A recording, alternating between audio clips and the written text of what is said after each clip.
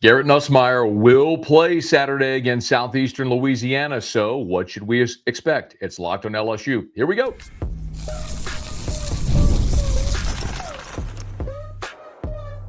You are Locked on LSU, your daily podcast on the LSU Tigers. Part of the Locked On Podcast Network, your team every day. Okay, let's get it. It is Locked on LSU, your team every day. I'm your host, Matt Moscona. Thanks so much for making us your first listen. We're free, available wherever you get podcasts, of course, on YouTube as well. So please subscribe. As always, one of the fastest ways to help us grow is by leaving your comments below. So thank you sincerely for that. Brian Kelly on the SEC Coaches Teleconference on Wednesday answered the question many had wondered after disclosing earlier in the week that Garrett Nussmeier has been battling a torso injury of some kind since fall camp. Would Nuss take the week off against Southeastern? The answer emphatically is, well, no. I think he needs to play, and Garrett wants to play.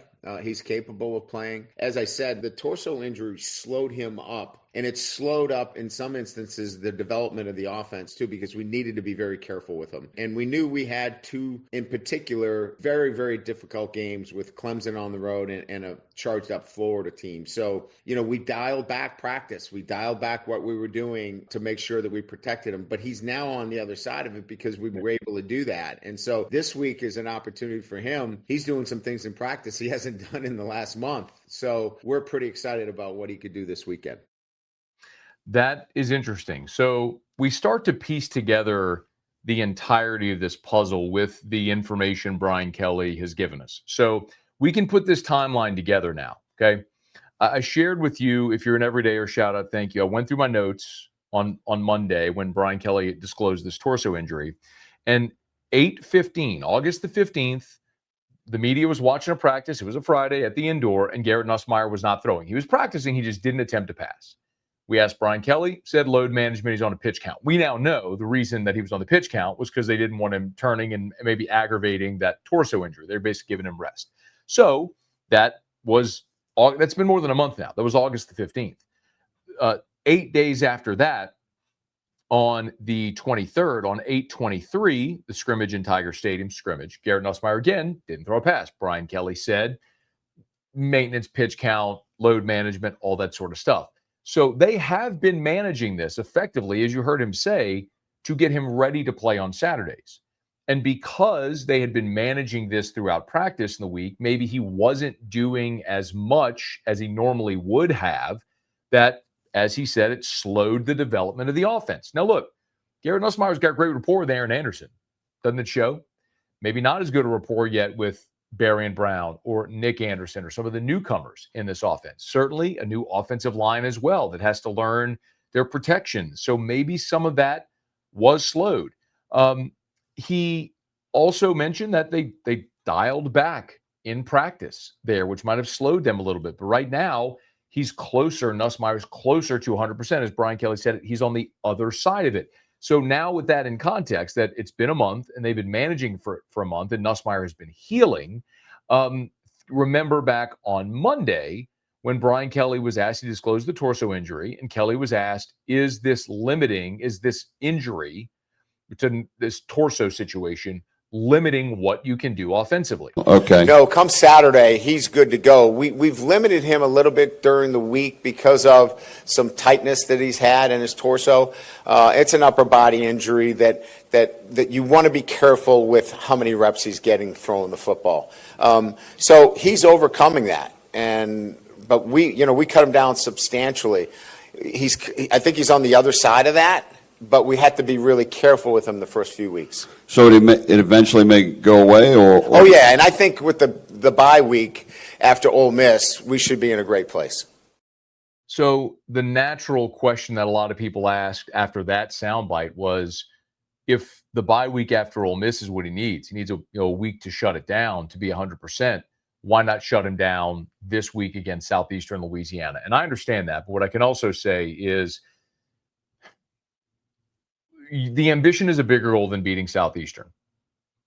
The ambition is to win a national championship. And LSU's not doing that without Garrett Nussmeier at 100% or as close to 100% as possible.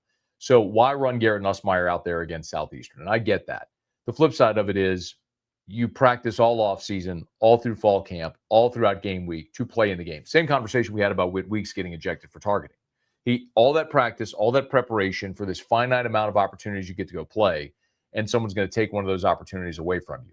If Garrett Nussmeier is able to play, he's going to play. I would give you the case in point of Braylon Moore again last week. I lobbied all week that Braylon Moore shouldn't play because he is critical to your success as a team. And you should have been able to beat Florida without Braylon Moore, with a guy in DJ Chester who played essentially now 14 games at center. Well, they played Braylon Moore and they got through it. And we'll see how healthy Moore is this week and moving forward. He'll have a bye after Ole Miss, like Nusmeier will as well. But it's hard for me to co-sign on saying tell Nuss to sit the bench and not go out there and play when you go all year waiting to play these 12 opportunities to go play. And if he's healthy and able, he's going to go play. And sometimes it might be to their detriment. And I remember a situation with Drew Brees. This isn't apples to apples, but Drew Brees a couple of years ago in his final season with the New Orleans Saints, he had an injury and that he battled early in the season. And the Saints were playing, it might have been Arizona. It was a game that they were heavily favored at home. And then they had the bye. And the thought was, why bring Brees back for this game? Why not give him this game to rest so he'd have this week and the bye 2 more weeks to get 100% and then bring him back? And it's just because if he's ready to play, he's going to play. And that's ultimately what they did. And I think that's what's going to happen for Garrett Nussmeier. It may not be the most sensible decision. You've got the heavy lift behind you with Clemson and Florida, so why not give Michael Van Buren or Colin Hurley the opportunity to go out there and play against Southeastern, and then you have Nuss ready to go against Ole Miss, and then an open date before South Carolina. But if he's good to go, I guess the point being, if he's good to go, if he's not being limited, if he's having a full week of practice now, and it's not limiting what you're going to call offensively, then okay, then let him play. But the real question now is, if that's the case, then you have no more excuses. And I do want to dive into that next, because the other thing Brian Kelly said on the coaches teleconference on Wednesday was about how much this team can improve between now and November. I want you to hear that. We'll do it when we come back. Locked on LSU, your team every day. You can just move through life, or you can find the things that move you. It's your choice. You can choose to get out there, choose your people. You can choose to go for it, like really go for it. You just choose to do something that moves you. Mazda crafts cars for those who choose to do more than simply move. Mazda, move and be moved. Today's show is also brought to you by DoorDash. It's almost the weekend, time to look back and crown this week's MVP on Who Delivered, powered by DoorDash.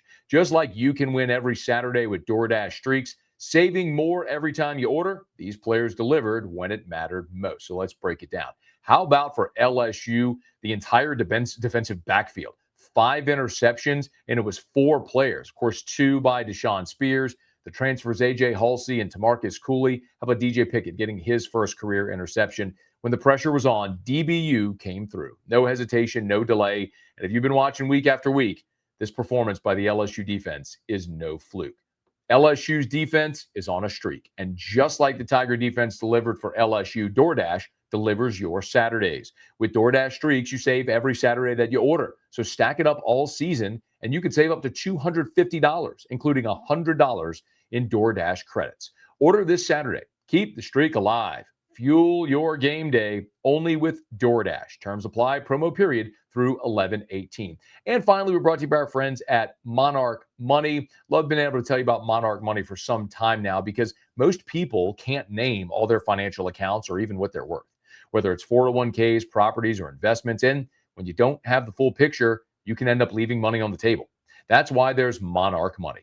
It's an all-in-one personal finance tool that brings your entire financial life together in one clean, easy-to-use interface on your laptop or on your phone. Monarch is built for people with busy lives. If you've put off organizing your finances, Monarch is for you.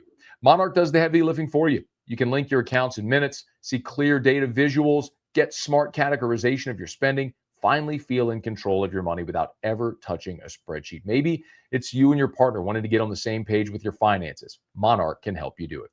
Don't let financial opportunities slip through the cracks. Use code LOCKEDONCollege at monarchmoney.com in your browser for half off your first year. That's 50% off your first year at monarchmoney.com with code LOCKEDONCollege.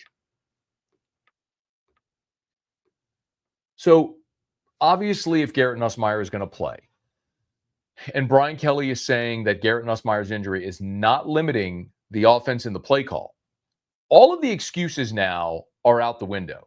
And my hand's in the air, okay? I know there's a lot of you who have expected more out of this LSU offense. I'm in that number as well. I expected this to be a very high-powered offense. As we develop some context, I think we now can understand why we've seen it slowed. You have a new offensive line. You heard Brian Kelly say it by name, real challenges with Clemson and Florida, which we've talked about. And Nusmeier, who was slowed with this oblique, torso, whatever you want to call it, injury. So you boil all that down, and it explains, maybe to a degree, why LSU has approached the first 3 games offensively the way that they have. Hey, let's play defense, field position, get in the right checks. Nusmeier, play conservative. Don't make that mistake. We got enough to win. And they have. And they're 3-0 at this point, and that's fantastic. But Brian Kelly's also said there's plenty enough firepower in that offense because they're going to need to score points, and they will. He's also saying that the injury is not limiting Nusmeier. So all of your excuses are gone. You played Clemson in Florida. Up next is Southeastern Louisiana out of the FCS, who lost 24-0 to Louisiana Tech. Your offensive line, if you were trying to protect them against Clemson and against Florida, you're getting rid of the ball quickly, not having slow developing plays downfield because you weren't sure if the pass rush, if the pass blocking sets would hold up against good pass rushes from Clemson and from Florida. Okay. And look, Southeastern against Tech had 3 sacks, 8 TFLs, but this is a different level that they're stepping up to. And there's really nobody on that Southeastern defense that could play at LSU. It's a home game. You've got better athletes than them. You should be able to go outclass Southeastern in every way. And then you're going to play Ole Miss. So there really is no more excuses. And Brian Kelly also said that the goal for this offense isn't to be their best right now. It's what's to come ahead. It has started a little bit slower than we had wanted, but internally, very bullish on where we can be. And I want to be better in November. If we're better in November than we are in September offensively, with the kind of defense that we can play and we know that we will play, it's going to be a really good football team. I totally agree. And it's one of the mantras I say, not only in football, but in every sport. If you've been with us through baseball season, you might recall one of the big problems, the angst from LSU fans was the depth of the pitching staff not having a number 3 starter and the bullpen not being very good. That was a big problem for this LSU baseball. It just won the national championship early in the season. And time and again, we talked about, hey, man, there was the same complaint in 2023. You didn't have a number 3 starter. You had Skeens. Ty Floyd wasn't really consistent all year. Thatcher Hurd wasn't what you expected him to be. But by the time you got to the end of the season, they were awesome and they won a national championship. And so even with that as the lesson, a lot of you didn't learn. And at the early onset of the 2025 season, there was a lot of complaining. And ultimately, they would go on and win a national championship. Teams are allowed to improve. LSU offensively is allowed to get better. This offensive line that's played 3 games together, including 1 game after 1 play without their starting center, like this offensive line is going to improve. This offense as a whole is going to improve. So Brian Kelly was asked, you want to be better in November than in September? How do you do it? Yeah, I think he needs to play. And Garrett wants to play. Forgive me, it was the technical is very important. We have really 5 new starters on the offensive line. And, with that comes so much technical work, communication, working together as one unit. And that's the work that's in front of us. But they're willing and they work their tails off. And I believe that if we just stay the course and keep demanding in the right manner in a positive coaching environment, better at our technique, getting off the ball, working together as one, communicating effectively, and then from a coaching standpoint, putting them in a good position. So it works both ways. That's why I'm excited to go to work every day, because these guys are so into this and want to be better. And I believe that we're going to be a better football team as each week goes by. You know how sometimes I say you ask a coach an open-ended question because the way he takes it will tell you what's forefront of his mind? Brian Kelly said he wants to be a better offense in November than they are in September.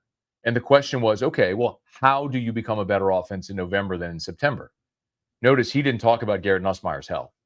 He didn't talk about play calling. He didn't talk about receiver play. He didn't talk about rapport with Nusmeier and new receivers. He didn't talk about the tight ends. He talked about the offensive line. That entire cut exclusively was about having 5 new offensive linemen and them needing to get technically better and learning to play together, and he feels like they will, but they're eager and they're talented. And I'll repeat this again at the risk of sounding redundant, but I want to say it again. And I don't know that anybody has any great desire to go back and listen to old episodes or watch old episodes, but if you want to go look at our camp reports, you can go back and see and hear a consistent theme, which is when LSU, the offensive line, would do one-on-one pass block drills and drills against the defensive front, the offensive line won their fair share. When they would go team period is when the defense had a resounding edge. What that tells me is one-on-one situations, LSU's got plenty of talent. Those guys are plenty talented enough to be a really good unit. They haven't learned yet how to play 5 as 1, and that will only come with time and experience. If and when that happens, this could be a really good offense by the time they get to November. And if they are, and they're complementing defense and special teams, then yes, LSU could have the makings of a national championship team. We'll be here following along all throughout the season. We hope you'll be here with us as well. So do me a favor. If you're listening on podcast, please subscribe on your favorite podcast app, rate us, leave a review. If you're on YouTube, smash that like button, subscribe to the channel, and hit the bell so you're notified whenever we post a new video. And let a friend know if they love the Tigers. We got you here every single day for Locked on LSU, your team every day.